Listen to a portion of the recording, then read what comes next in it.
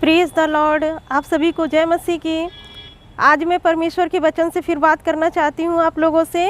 आज हम लोग परमेश्वर के वचन को सीखेंगे स्तिफनुस के बारे में कि परमेश्वर ने उसके जीवन में कैसे काम किया और वो कैसे पवित्र आत्मा से परिपूर्ण हुआ और परमेश्वर के राज्य के लिए बहुत सारा काम किया। तो आज हम इसके मृत्यु के बारे में थोड़ा देखेंगे कि कैसे इसकी मृत्यु हुई। हम देखेंगे प्रेरितों के काम 7 अध्याय उसका 54 वचन।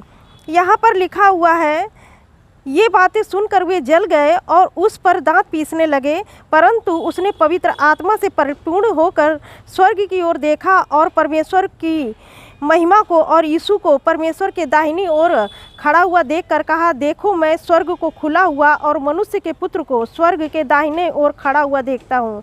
यहाँ पर परमेश्वर का वचन कहता है कि स्तिफनुस को मार दिया गया इसलिए कि वो परमेश्वर के राज्य के बारे में बताता था लोगों को और परमेश्वर के वचन को लोगों को बता रहा था। लोग जागरूक हो रहे थे और परमेश्वर का वचन फैल रहा था, वो पवित्र आत्मा से परिपूर्ण था।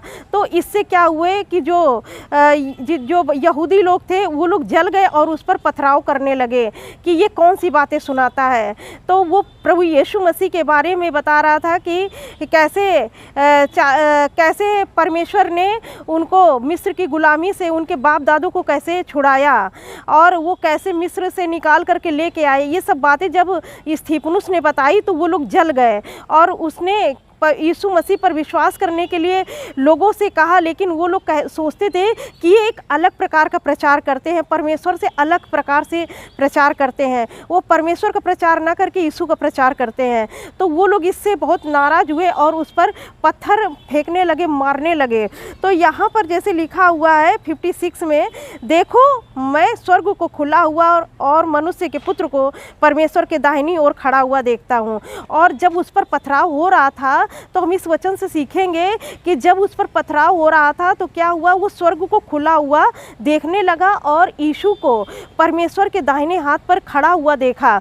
यहाँ पर हम एक बात सीखेंगे कि जब परमेश्वर के लोगों पर लोग सताते हैं या उनकी हत्या करने का प्लान बनाते हैं या उनकी हत्या करते हैं या उनको फंसाते हैं, तो यहाँ पर परमेश्वर का वचन कहता है कि उनके लिए स्वर्ग खुल जाता है। और प्रभु यीशु मसीह वैसे तो परमेश्वर के दाहिने हाथ बैठे हैं, लेकिन जब उनके लोगों को लोग सताते हैं, उनकी हत्या करना चाहते हैं, उनको फंसाते हैं, तो प्रभु यीशु मसीह खड़ा हो जाता है देखने के लिए कि देखो कैसे मेरे लोगों पर लोग अन्याय कर रहे हैं, सता रहे हैं। तो यीशु मसीह खड़े होकर के देखने लगता है। और हम यहाँ पर ये चीज़ देखेंगे, एक बात और हम सीखेंगे। ये जो बातें वो कह रहा था कि मैं स्तिफनुस कह रहा था मैं आकाश को खुला हुआ और परमेश्वर के पुत्र को मैं देख रहा हूँ कि वो पिता के दाहिने हाथ खड़ा हुआ है। तो यहाँ पर ये जो बातें वो कह रहा था, तो वो यहूदी लोग थे, वो शारीरिक लोग थे, उनको व्यवस्था तो पूरी रटी हुई थी, लेकिन उन्होंने दया धर्म ये सब छोड़ दिया था। वो बस वचन को रटते थे लेकिन परमेश्वर के वचन पर चलते नहीं थे।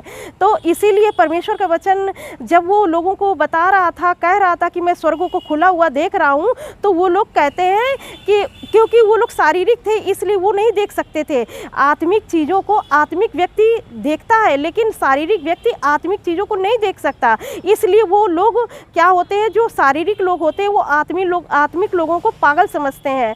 तो इसीलिए यहाँ पर जो स्तिफनुस था, जब उस पर पथराव हो रहा था तो वो देख रहा कि स्वर्ग खुल गया है, यीशु मसीह मुझे देखने के लिए खड़ा है। और उसने कहा कि हे प्रभु मेरी आत्मा को ग्रहण कर। उसने स्वयं अपनी आत्मा को प्रभु यीशु मसीह को दिया और कहा कि मेरी आत्मा को ग्रहण कर। तो यहाँ पर देखिए, जो शारीरिक व्यक्ति होता है वो इन चीज़ों को नहीं समझ सकता, लेकिन जो एक आत्मिक व्यक्ति होता है तो वो जब देखता है कि अब सताव बहुत बढ़ गया है या मेरी जान निकलने वाली है, तो वो ऐसी प्रार्थना करता है कि प्रभु मेरी आत्मा को ग्रहण कर।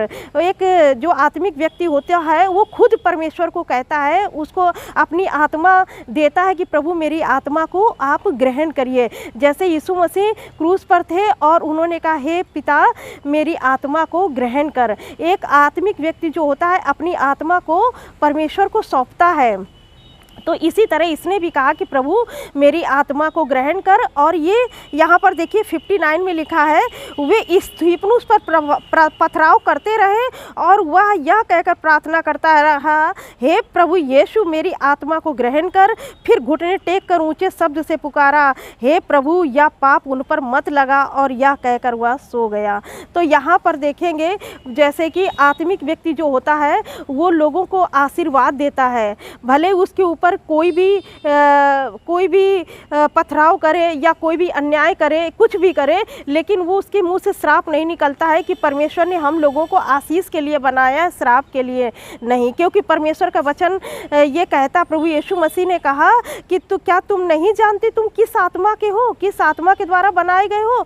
जब उन्होंने कहा क्या मैं प्रार्थना करूं प्रभु कि स्वर्ग से आग गिरे और इनको भस्म कर दे, तो प्रभु यीशु मसीह ने कहा नहीं, तुम नहीं जानते हो कि तुम किस प्रकार की आत्मा के हो। इसी प्रकार हमें परमेश्वर का वचन बताता है कि हम आत्मिक व्यक्ति हैं और परमेश्वर की आत्मा से भरे हुए लोग हैं, और हम लोगों को श्राप नहीं दे सकते, हम लोगों को आशीर्वाद देते हैं जिससे कि उनके जीवन में आशीष आए। और उसने स्तिफनुस ने भले उन लोगों ने पथराव किया, लेकिन स्तिफनुस ने उन्हें कहा कि हे प्रभु यह पाप उन पर मत लगा, उनके लिए प्रार्थना की। और ये जो एक व्यक्ति साउल था ये उसके वध में सहमत था, और यही व्यक्ति परमेश्वर का बहुत बड़ा प्रचारक बना, परमेश्वर के राज्य को बढ़ाया।